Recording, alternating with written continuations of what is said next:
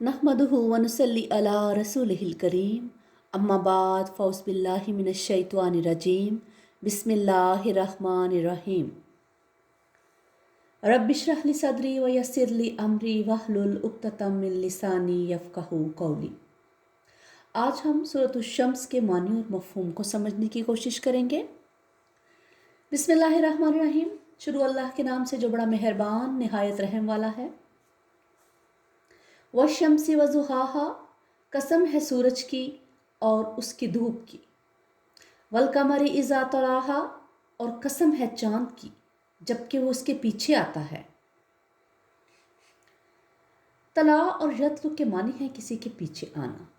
تلاوت کا لفظ بھی اسی مادہ سے مشتق ہے۔ لغوی معنی کے اعتبار سے لفظ تلاوت کے مفہوم میں قرآن مجید کے متن کا پڑھنا، اس کے احکام پر عمل کرنا اور اس کا اتباع کرنا شامل ہے۔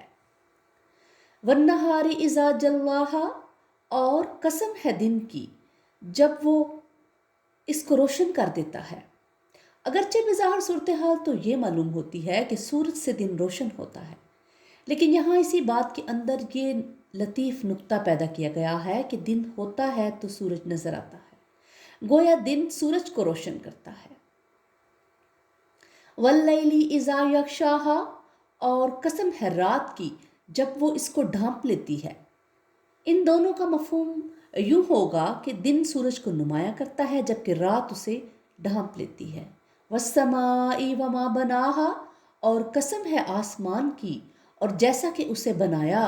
والارض وما طحاہا، اور قسم ہے زمین کی اور جیسا کہ اسے بچھا دیا۔ یہ تمام قسمیں جوڑوں کی صورت میں آئی ہیں۔ ان قسموں کے جوڑوں کی بات اس طرح ہے کہ پہلے سورج اور چاند کا، پھر دن اور رات کا، اور اب آسمان اور زمین کا ذکر ہوا ہے۔ ان ظاہری تضادات کی مثالوں سے دراصل نفس انسانی کے روشن اور تاریک پہلوؤں کی طرف توجہ دلانا جو ہے، یہ اس کا مقصد ہے کہ جس طرح کائنات میں ہر جگہ ہمیں تضادات نظر آتے ہیں، سورج ہے تو اس کے ساتھ چاند ہے، اندھیرا ہے تو اس کے ساتھ اجالا ہے، بلندی ہے تو اس کے ساتھ پستی بھی ہے، اسی طرح سے انسان کی شخصیت کے بھی دو رخ ہیں۔ بظاہر دیکھنے میں تو تمام انسان ایک جیسے ہی دکھتے ہیں، لیکن اصل میں یہ ایک جیسے نہیں ہیں۔ ان میں سے کوئی حیوانی اور نفسانی خواہشات کے پیچھے چل رہا ہے، تو کسی نے اپنے نفس کا تزکیہ کر کے فلاح اور کامیابی کی منزل پالی ہے۔ وَنَفْسٍ وَمَا سَوَّاهَا، اور قسم ہے نفس انسانی کی اور جیسا کہ اس کو سنوارا۔ فَأَلْهَمَهَا فُجُورَهَا وَتَقْوَاهَا، پس اس کے اندر نیکی اور بدی کا علم الہام کر دیا۔ قَدْ أَفْلَحَ مَنْ زَكَّاهَا، یقیناً کامیاب ہو گیا جس نے اس کو پاک کر لیا۔ وَقَدْ خَابَ مَنْ دَسَّاهَا، اور ناکام ہو گیا جس نے اسے مٹی میں دفن کر دیا۔ اب یہ اس صورت کا جو ہے مین سبجیکٹ ہے۔ ان دو آیات میں انتہائی مؤثر طریقے کے ساتھ انسان کی حقیقی کامیابی اور ناکامی کو بیان کیا گیا ہے۔ دسا یا دسو کے معنی کسی چیز کو مٹی میں دفن کر دینے کے ہیں۔ اسلام جو ہے قبل از اسلام یعنی جہالت کے زمانے میں عربوں کی ایک خاص ذہنیت کے بارے میں بتایا گیا ہے کہ ان میں سے جس شخص کے گھر بیٹی پیدا ہوتی وہ یا تو اسے ذلت آمیز طریقے سے زندہ رکھتا یا زندہ دفن کر دیتا۔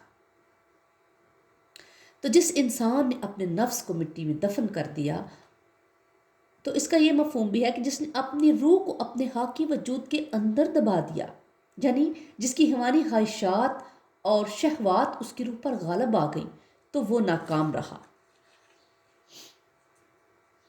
اسی طرح سے وَقَدْ خَابَ مَنْ دَسَّاهَا میں تصویر کا دوسرا رخ بھی دکھایا گیا ہے۔ دراصل انسان کا نفس اس کے پاس اللہ رب ذوالجلال کی امانت ہے۔ اس امانت کو پاک صاف رکھنا اس کی ذمہ داری ہے۔ نفس کو پاک کرنے کا مطلب یہ ہے کہ انسان اپنے آپ کو یعنی اپنی شخصیت کو تمام رذائل اور باطنی بیماریوں سے پاک کر کے بہترین انسانی خوبیوں کا مرکب بنائے۔ اس کے لیے ہمارے ہاں عام طور پر تزکیہ نفس، تعمیر سیرت وغیرہ کی اصطلاحات استعمال کی جاتی ہیں۔ بہرحال اللہ رب الجلال کی نظر میں کامیاب انسان وہی ہے جو اپنے نفس کو پاک کرنے اور پاک رکھنے میں کامیاب ہو گیا، ہاں دنیا والوں کی نظروں میں وہ حقیر، فقیر اور بے نام ہی کیوں نہ ہو۔ اس کے برعکس جس شخص نے اپنے نفس کو رذائل و خبائث سے آلودہ کر لیا، اللہ تعالیٰ کے نزدیک وہ ناکام ہے۔ دنیا میں ہاں وہ غیر معمولی عزت، شہرت اور دولت کا مالک ہی کیوں نہ ہو، اس کے لیے اصل اور حقیقی کامیابی اور ناکامی کا تعلق انسان کے ظاہر سے نہیں بلکہ اس کی ذات سے ہے۔ انسان کی ذات سے کیا مراد ہے؟ فرائڈ نے اسے انسان کے سیلف یعنی انا کا نام دیا ہے۔ اس کے نزدیک انسان کی اصل کامیابی یہ ہے کہ وہ اپنی سیلف کو آئی ڈی اور لیبیڈو کے تسلط سے آزاد کر کے اسے مثبت انداز میں ترقی دے، جبکہ ڈاکٹر محمد علامہ اقبال نے اسے خودی کا نام دیا ہے۔ بہرحال اس حوالے سے سمجھنے کی اصل بات یہ ہے کہ انسان محض ایک جسم وغیرہ کے مجموعے یعنی اعضاء کے مجموعے کا نام نہیں ہے۔ یہ تمام اعضاء بے شک اس کے ہیں، لیکن وہ انسان جو ان اعضاء کو اپنا بتا رہا ہے وہ خود کیا ہے، کہاں ہے؟ ظاہر ہے اصل انسان اس جسم یا وجود کے اندر ہے۔ جس طرح آم کی گٹلی کے اندر آم کا پورا پودا موجود ہے، اسی طرح انسانی جسم کے اندر ایک انسان کی لطیف شخصیت کی صورت موجود ہے۔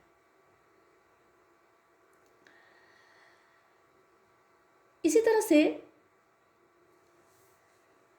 ایک انسان کے اندر نیکی اور بدی کی تمیز ہوتی ہے، اس طرح ہر معاشرے میں اجتماعی طور پر بھی اخلاقی حص پائی جاتی ہے، اور جس طرح ایک انسان میں اچھے اور برے دایات ہوتے ہیں، اسی طرح ہر معاشرے کے اندر بھی نیکی کے علم بردار اور شر پھیلانے والے عناصر موجود ہوتے ہیں۔ غرض جس طرح ایک فرد کا ضمیر ہوتا ہے، اس طرح معاشروں اور قوموں کا اجتماعی ضمیر بھی ہوتا ہے۔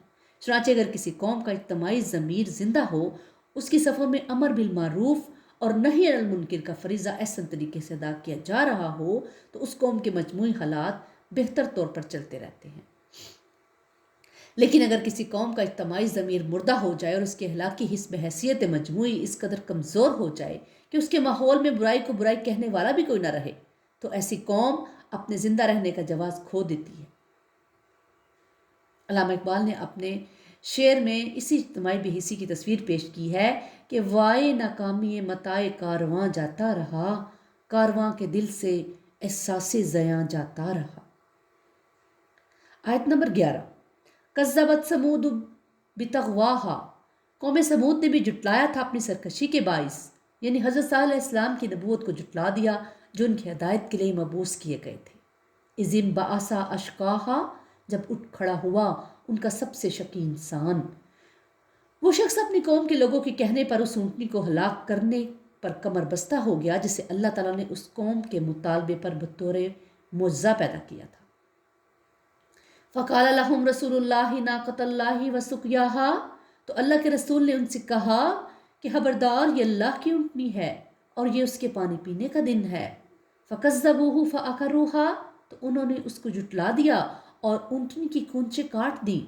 فدمدم علیہم ربہم بذنبہم فسواہا، تو الٹ دیا ان پر عذاب ان کے رب نے ان کے گناہ کی پاداش میں اور سب کو برابر کر دیا۔